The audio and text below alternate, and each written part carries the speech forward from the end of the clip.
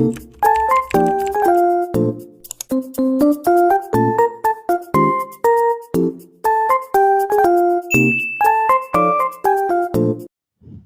teman-teman, Assalamualaikum warahmatullahi wabarakatuh. Kembali lagi dengan aku di my YouTube channel. Hari ini mari kita bahas lagi tentang soal-soal kisi-kisi P3K Kebidanan 2023 menurut Permenpan RB ya. Dimana di Permenpan RB itu ada tentang informed consent dan informed choice. Sebelumnya jangan lupa dulu di like, komen, dan juga subscribe channel akunya. Lalu nyalakan loncengnya ya, biar dapat notifikasi video terbaru dari aku. Insya Allah kedepannya aku akan sering buat video-video pembahasan seperti ini.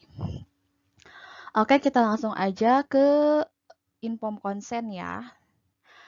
Nih, inform konsen berdasarkan Permenkes RI nomor 290 garis miring Menkes garis miring Fair garis miring 3 garis miring 2008.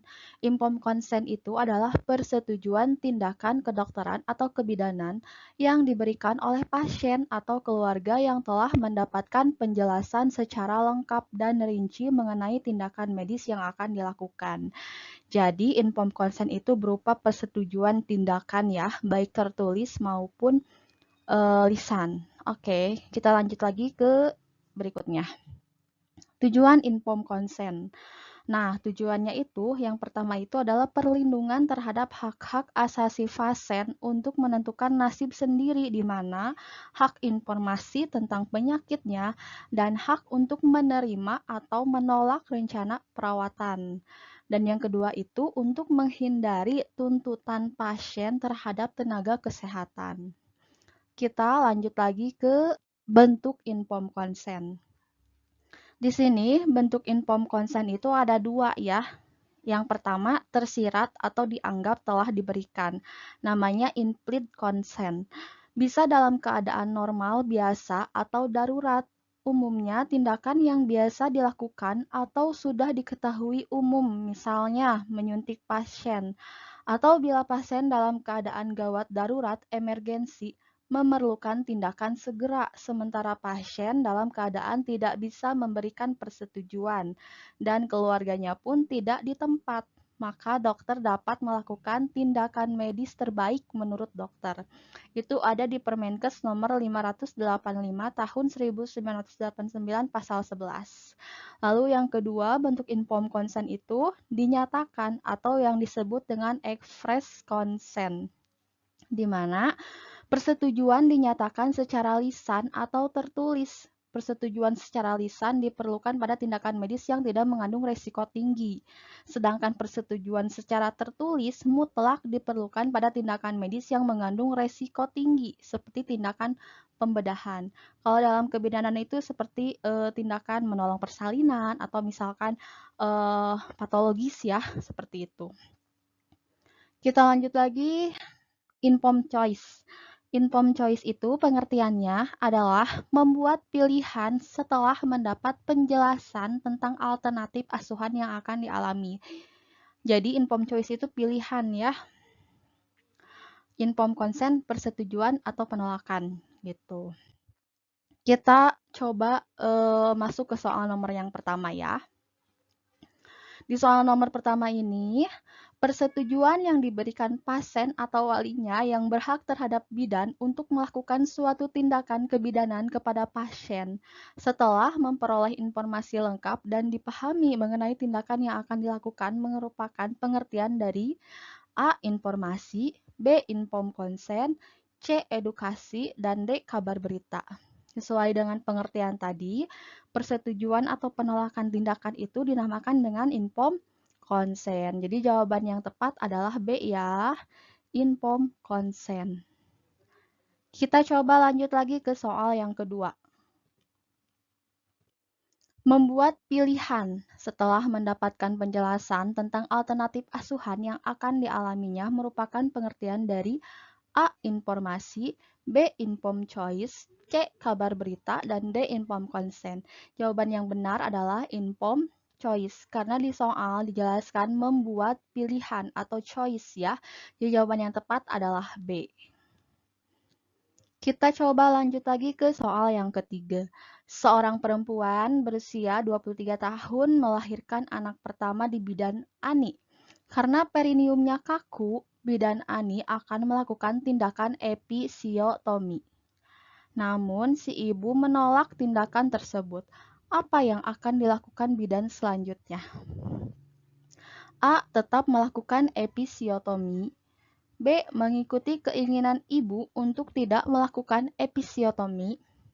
C. Tidak melakukan episiotomi dan meminta informed consent.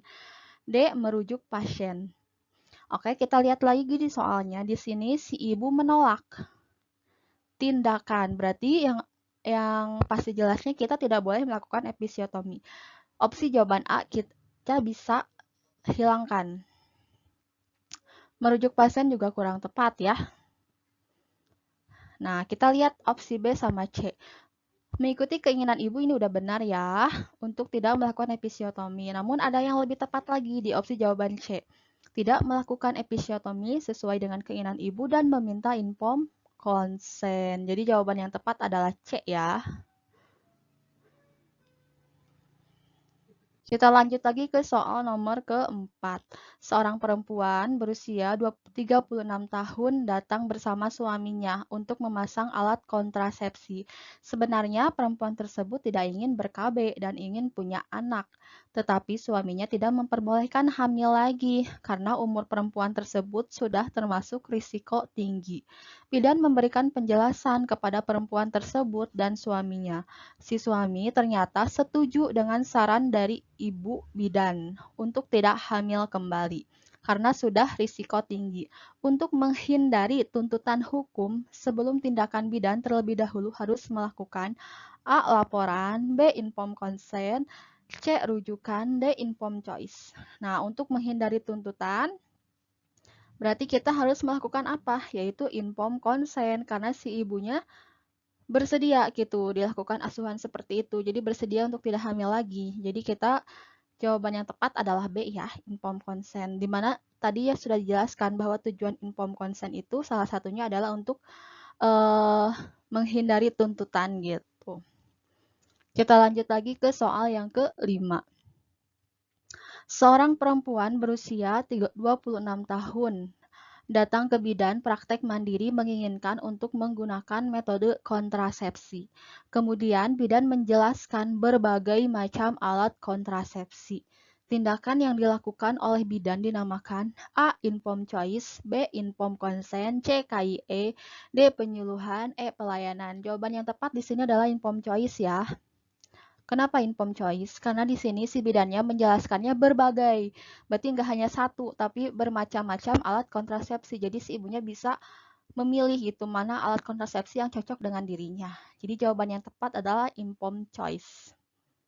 Kita lanjut lagi ke soal yang ke-6. Bidan meminta informed consent merupakan A. Kewajiban bidan dan hak pasien, B. Kewajiban bidan dan kewajiban pasien, C. Hak bidan dan kewajiban pasien, D. Hak bidan dan hak pasien. Jawaban yang tepat di sini yang namanya informed consent itu adalah kewajiban bidan. Bidan wajib meminta informed consent kepada ibu. Apakah si ibu nanti menerima atau menolak asuhan yang akan diberikan kepadanya. Dan juga itu hak pasien ya. Jadi si pasien itu berhak menolak ataupun menerima asuhan yang akan diberikan kepadanya. Jadi jawaban yang tepat adalah A ya. Informed consent itu kewajiban dari bidan dan juga haknya pasien. Kita lanjut lagi ke soal yang ke-7.